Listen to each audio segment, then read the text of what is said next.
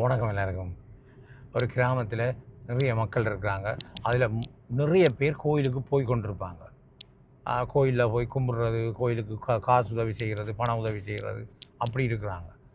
ஆனால் ஒரே ஒருத்தர் மட்டும் கோயிலுக்கு போகாமல் வறிய மக்களுக்கு உதவி செய்கிறது, உடம்பை வருத்தி ஹெல்ப் பண்ணுறது, கஷ்டப்பட்ட ஆக்களுக்கு ஹெல்ப் பண்ணுறாராம். அப்போ ஒரு நாள் ஒரு தேவதை வானத்துலேருந்து வந்துடுறாங்கன்னா ஒரு லிஸ்ட்டோட வாராவாம். அது என்ன லிஸ்ட்டுன்னு பார்க்க அதில் இந்த கோயிலுக்கு போராக்கடை பேர் எல்லாம் இருக்கான்.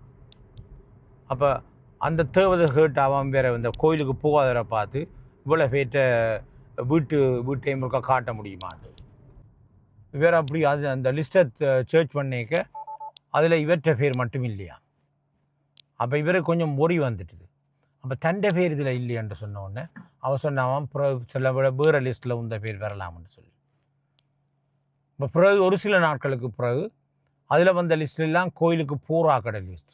ஒரு சில நாட்களுக்கு பிறகு இன்னொரு லிஸ்ட்டோடு வந்துடுறாங்கண்ணா.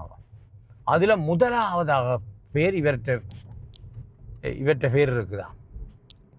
அப்போ இவர் கேட்டாராம், இது என்ன லிஸ்ட்டு? தான் முதல் கொண்ட அந்த லிஸ்ட் கடவுளை விரும்பி போகிறார்கள், இது கடவுளே விரும்புகிற ஆட்களில் நீங்கள் முதலாவதாக இருக்கிறீங்கன்னு சொன்னாராம்.